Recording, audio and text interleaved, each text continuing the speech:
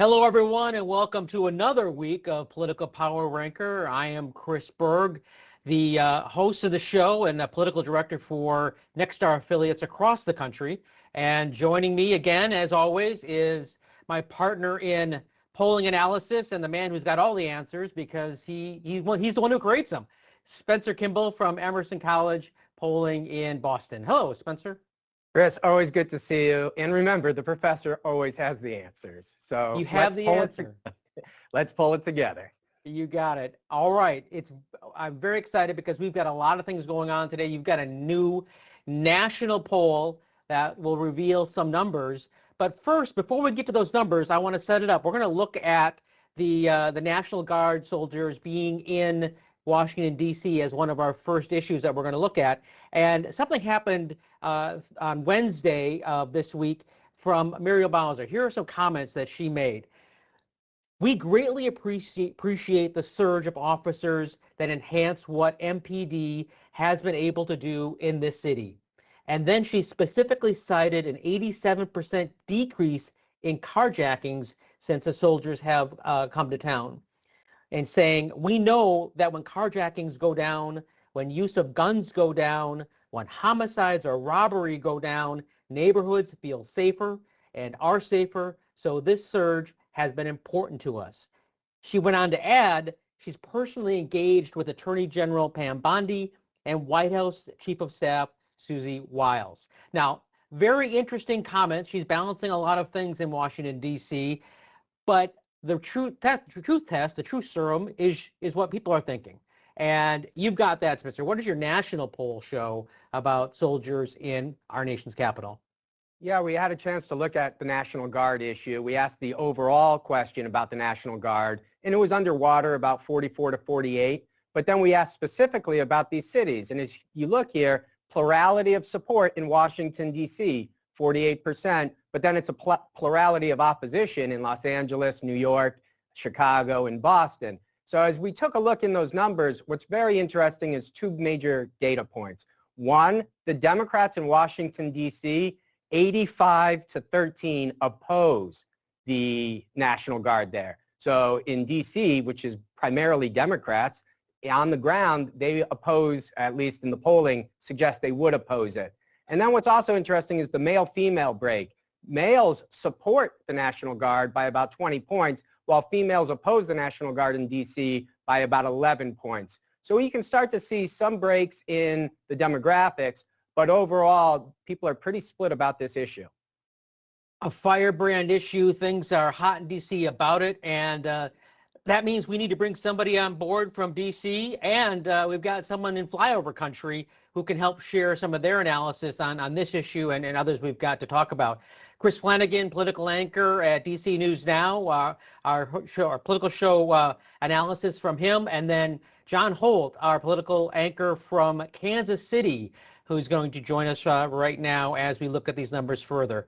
Chris, some thoughts on Spencer's number and your mayor's comments? Yeah, great to see everybody here. And the mayor, Muriel Bowser, longtime mayor here in D.C., the pushback after her news conference yesterday, it was fast and furious from the council members. They're all Democrats here in D.C. They were pushing back almost in a sense of saying that she sold out to the president. President Trump. A lot of people in D.C. as well. We spoke with yesterday, angry over her comments because, in large part, they don't want the National Guard. They don't want the federal troops and agents here patrolling the city. Mayor Bowser, it's interesting, though. She really has to walk a fine line with the president. She doesn't want to poke the bear too much, largely because her signature act is bringing the Washington Commanders back to Washington, D.C. They've been playing over in Landover, Maryland for the last 20 years or so. This fan base has been just, itching for the team to get back here in D.C. They just approved the team to move back to D.C., the old RFK site. It's about a $4 billion deal with the city ponying up about $1 billion, and the president has been threatening, in the last few weeks and month or so, if he doesn't get things his way, he may pull the funding. He's been threatening that, and the mayor, this is her signature moment, and does not want to cross President Trump. So it's really kind of an interesting dynamic here with the president and Muriel Bowser. John, just a quick thought from you in reference to the National Guard being in our nation's capital from the middle of the country. I mean, what are people thinking and seeing in a blue city but a red state? Well, it's interesting because we have a similar situation here from 2020 when a 4-year-old boy, Legend Tafaro, died in his crib, a drive-by shooting, an innocent little boy. So the then Trump administration sent the FBI, DEA, and ATF to embed with local law enforcement here. We'd seen a jump in violent crime. The mayor at that time, in his first term, Quentin Lucas, was concerned because he hadn't been told about it, and he was concerned about federal overreach. Well, 10 weeks later, when that Operation Legend ended, and by the way, it was extended to 10 other cities, including Chicago and St. Louis, he stood next to and spoke at a news conference touting its success, 30% drop in violent crime. So I use that as sort of an example of parallel. They weren't, troops that you saw out and about. It was more an embed, but it worked to drop the crime rate in those cities where it was tried, including Kansas City. The other thought I had was, I think, Spencer, you polled nationally, and obviously there's a pushback in those other cities, although it was fairly close. I think if you polled in the crime-ridden parts of Kansas City, the city council wards, for example, where crime is at its highest, I think most people there would say, we'd love to have National Guard troops if it would mean a reduction in holding vigils for homicide victims or unsolved crimes. I mean, it's just, I really think they want that help. They wanted more police officers on the street when the mayor here tried to defund the police department about 4 years ago. So it's purely my gut feeling as opposed to any scientific polling. But I think if you polled those crime-ridden areas, they might very well support having a visual presence of law enforcement. Spence, how's John's gut? Well, he might be, in the, people want to be safe. That's obviously Maslow's hierarchy of needs, and that's a key need that we have. But it's so politicized these days with the partisanship that I think it'd be tough to get the Democrats in cities to rally around a Trump policy at this point. Maybe that changes over time. Maybe if we see some movement on crime or a decrease in crime in D.C. or in these areas. But I do think that the politics would really play a role, at least initially, in Trump policies in these cities that voted for Harris like 70-30. So these are strong Democratic strongholds that Trump wouldn't be that popular. But obviously the policies could change it. Independents are split on this issue. It's 44-46 with those independents. So they're definitely on the fence if they want the National Guard in these cities or not right now. What is interesting out of your poll, and Chris, I'd love to have you comment on this, is that poll shows that nationally having Guard troops there is a good thing by 3 points. Why do you think that is? Well, Chris, I think honestly it's because when you see visitors and tourists as we end now the summer tourist season coming to D.C., they want to feel safe. They're hearing all the rhetoric out of Washington from the White House, from the Trump administration saying how crime infested and how dangerous Washington is. So I think a lot of people are a little tepid, a little concerned as they come here. They step off the plane, they come into D.C. in the metro, and they see National Guard 4, 5, 6 at every station, armed with guns, pistols, and rifles. They are concerned. The tourists are. But once you get here into D.C., this is only 6% voted for President Trump. So it is as blue gets here in D.C. I think anything that is Trump related, there's pushback here. But in large part, people don't want the National Guard in their city. They don't want the federal agents, DEA, the FBI, ATF. They're all patrolling in the city, and ICE as well. Which is a big component. So many, immigrants here in the city, and they're worried about being picked up right off the street. CASA telling them, don't report crimes if you don't have to. That's how severe it is. But on the flip side, in all the transparency, we have talked with, shop owners and restaurant owners who are in favor of the federal agents coming into D.C. to make their streets safer. But for the most part, people are against it. The National Guard, about 2,100 guardsmen from across the country, 6 different Republican states are in D.C. It should be noted they cannot make arrests. They can only assist the D.C. police and the federal agents as they make arrests. But just, the optics of it. At first we're seeing a lot of them just around the National Mall, the metro station, and now they've started to filter into Southeast D.C., Anacostia, across the river, Ward 8, which is historically, much more crime there. But again, it's, you talk to just about any neighborhood in D.C., they do not want these federal agents there at all. Right. All right, we're going to move on to another topic because Spencer's got a whole list of things he polled and that we need to talk about. This next big one is, no shocker, redistricting. Spencer, what do you have? Well, this is an issue that we're talking around the country right now, and obviously Texas has now moved forward, or they're moving forward. We asked it, should they, is it a good idea? Majority think it's a bad idea, 54%. We asked them about California, and there, 56% think it's a bad idea. So there's obviously winning over these voters, but then when you dig into those numbers, the partisanship tells a whole different story. In Texas, the Democrats are against it nearly 80-20, while the Republicans are for it about 80-20. You go out to California, there the Democrats are for it by a couple of points, and the Republicans are opposed to it by a couple of points. Because in Texas, it would help the Republicans, and in California, it would help the Democrats. So the partisanship is very clear in this poll numbers, and now we'll obviously see what happens not in these 2 states, but around the country as well as other states try to jump in to the redistricting game.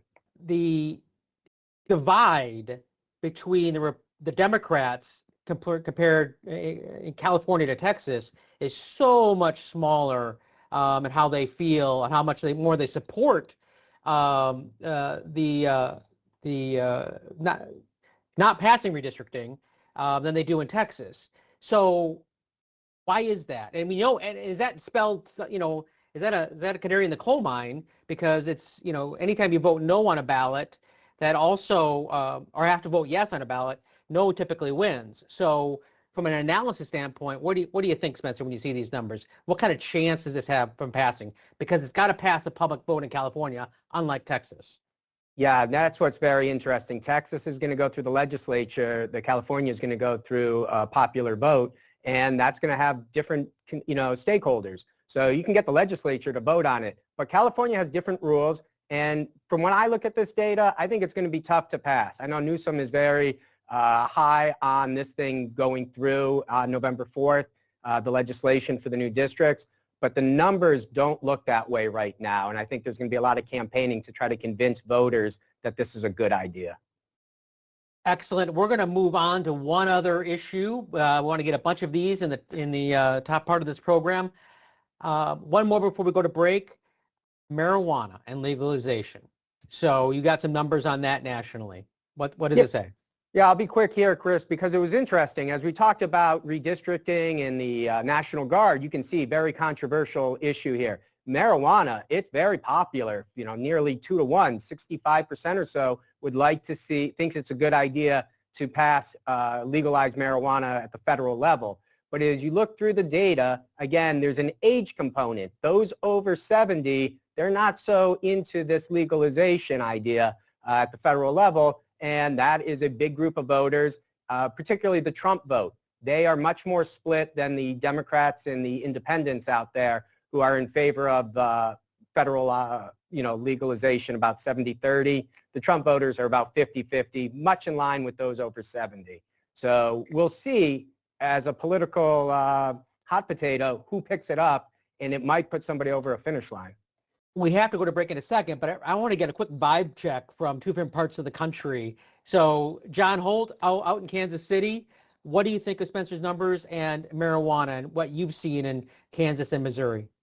Nothing surprises me there. Missouri has both recreational and medicinal, but it took voters to put petition signers to get it on the ballot in both cases back in 2018. and then 2022, I believe. Kansas, not a chance, even though the state is surrounded by states that allow medicinal for sure, and Colorado and Missouri both recreational. It's not even getting out of Senate and House committees. It is so bright red. You know, if Johnson County, the largest suburban county in Kansas City, had its way, it would be legal. You poll anywhere else in this state, and it would be thumbs down. Chris, what about Washington, D.C.? Well, D.C., D.C. it's now just passed last year, recreational. It's allowed recreationally, medically as well. Maryland as well, recreationally. But Governor Glenn Youngkin there in Virginia does not want it. He's opposed to recreational marijuana in the Commonwealth. But certainly here in D.C., they're very much in favor. And Spencer, you had an idea pushing forward to 2026, and we're going to get to that in a second, but how this could be an issue in that race, and 28. Well, certainly, I think a candidate could pick up on this issue. I think we've heard that there's going to be some folks who are not supportive of federally legalizing marijuana, but we're seeing it at the state level, and potentially on the campaign trail, this is what the Democrats could talk about, because it's popular with the Democrats, not so popular with the Republicans. But on the flip side, if Trump was to make a decision and legalize it, boy, that could really turn things around on his favorability, which has been pretty stagnant for the last few months.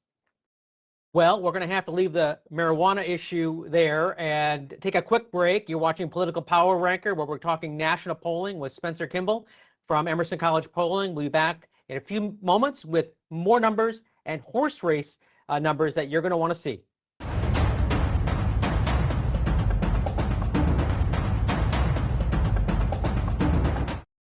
Welcome back to Political Power Ranker. Spencer Kimball here with a brand new poll, national poll.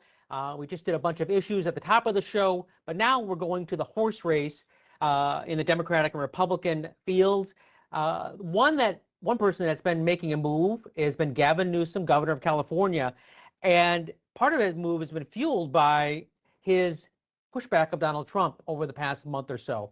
And this just happened last night in a public setting, where he said that he had these couple comments, and I want to share them with you.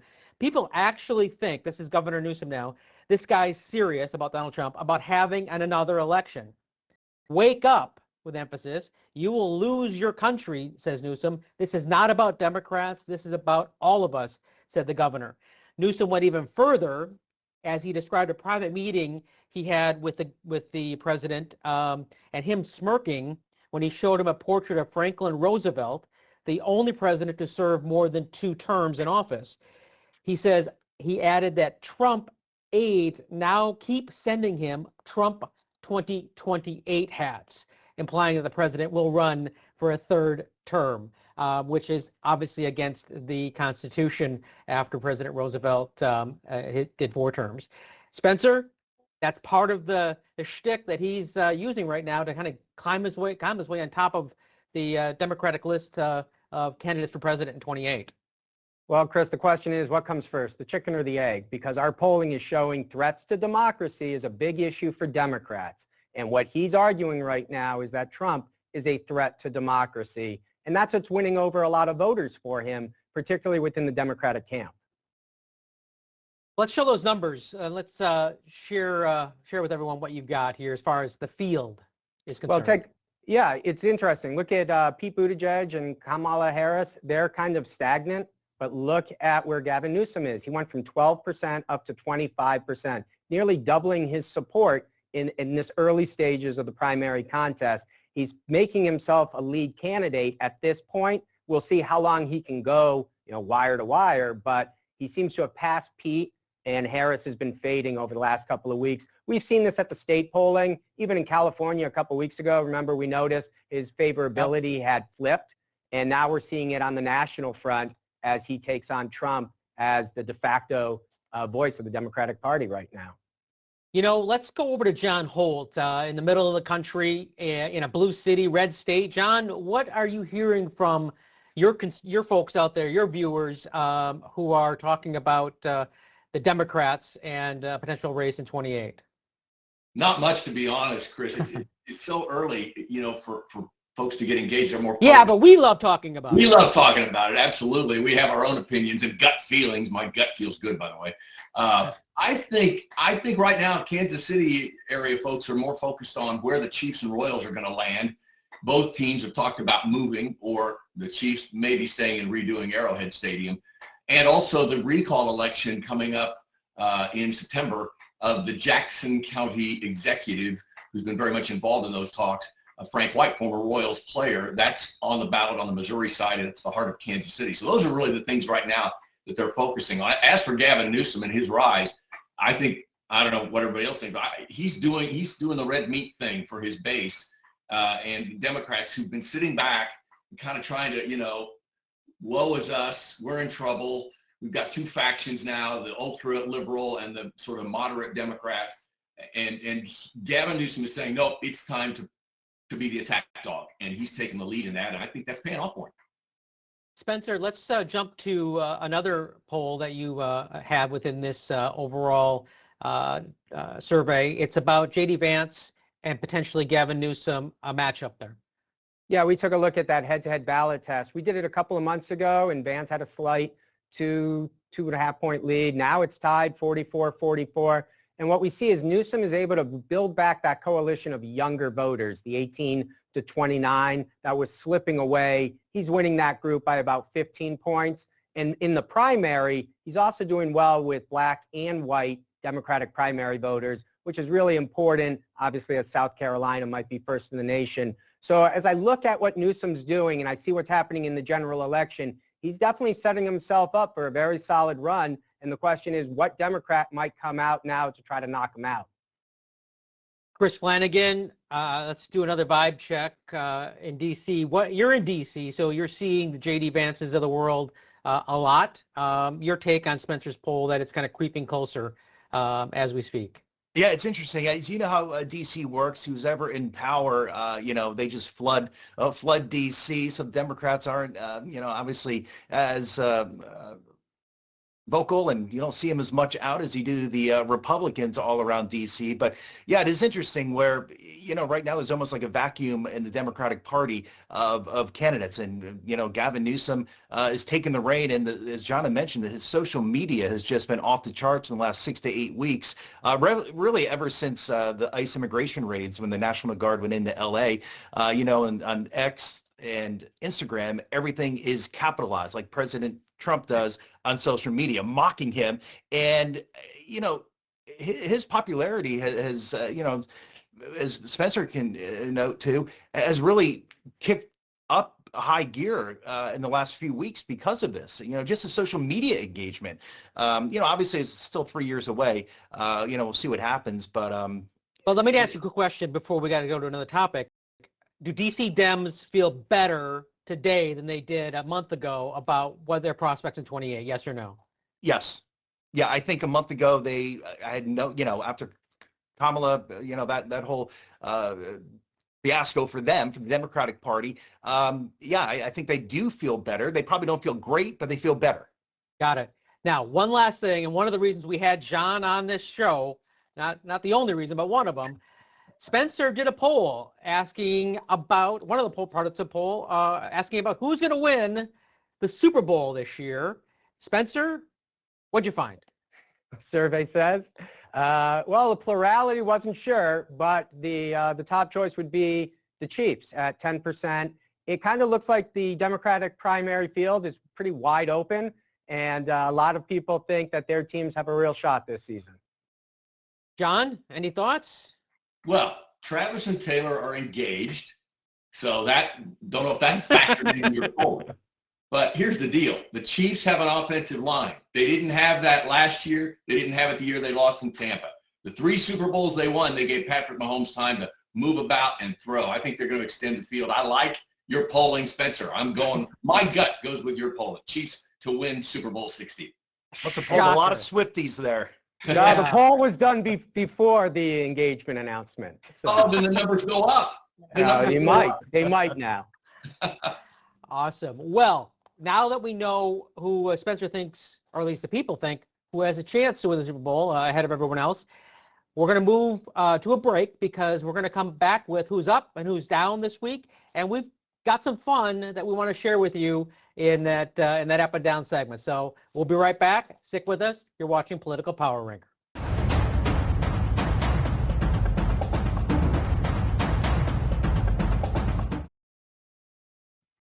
Welcome back to Political Power Ranker, where polling lives. And here we have our segment on who's up and who's down per Emerson College Polling Director Spencer Kimball. Spencer, we always start with who's up. All right, the glass half full for Gavin Newsom. He is up this week. We've seen his numbers jumping for the last couple of weeks, and nationally he's up to 25%. J.D. Vance is up this week. We've seen his primary polling numbers also increase. He's now over the 50% threshold in the Republican primary. And marijuana policy, legal in most places and definitely getting higher around the country. So we'll see marijuana policy on the up this cycle. And now who's down? Who's had a tough week per you? Well, as I take a look at these numbers, and remember, we've been studying them for a long time, Bernie Sanders had a big chunk of the Democratic vote, particularly with 18 to 34-year-olds. And this time around, that number has really dropped. He's under 2-3% with that age group. And we see Bernie Sanders, who was a rising star in the Democratic Party, dropping these days. Chris, let's go to you first. Any thoughts on the rising tide of Newsom and J.D. Vance and marijuana? Yeah, I'll do marijuana. It's going to be in the news big time in the next few weeks because of President Trump. He could reclassify it from Schedule 1 to a Schedule 3 drug. That Schedule 1's like LSD, heroin, hard drugs, and Schedule 3, that'd be like Tylenol. So that would be huge. And, you look at the voting bloc, 17 million Americans, use marijuana regularly, and that could really sway perhaps during the midterms. And what about who's down? And Bernie Sanders, I just wonder, are his gloves, his mittens down as well? Getting cold out there. We'll see if sales go up. And Spencer, before we get to John, you had one other down. One more down. In that poll about who's going to win the NFL Super Bowl this year, only one person picked the Colts. So in all of the teams, they had 9, 8, 1%. This is one person picked the Colts. So we're going to put them as our long shot this time. Now, my down is going to be in your poll. If people look closely, 31% didn't pick a team, didn't care. And if you're not watching NFL football, what are you doing on Sunday? So that's down for me, for those folks. But let's go to John because he's got something to say about a few things, including the Kansas City Chiefs. But go ahead, John. Well, the Chiefs are up, as we know, 3 of 5 Super Bowls, championships under the Mahomes and Andy Reid era. I would say I'm most taken aback by the Bernie Sanders number, to be honest. They did the big tour around the country, he and AOC. They drew huge crowds, and yet he's barely polling now. So, and you're not ready to add AOC to that list, I see. So maybe it's a younger generation's turn. We hear a lot about that when it comes to whether it's Congress or just leadership in general. And maybe that's the message. It's time for a younger group of Democrats, to progressives, to move in and speak up. John, thank you very much for joining us from Kansas City. Chris from Washington, D.C. Spencer, as always, thank you for your polling and insight. You're watching Political Power Ranker this week, where we had a national poll. Hope you join us next week. Thanks for watching.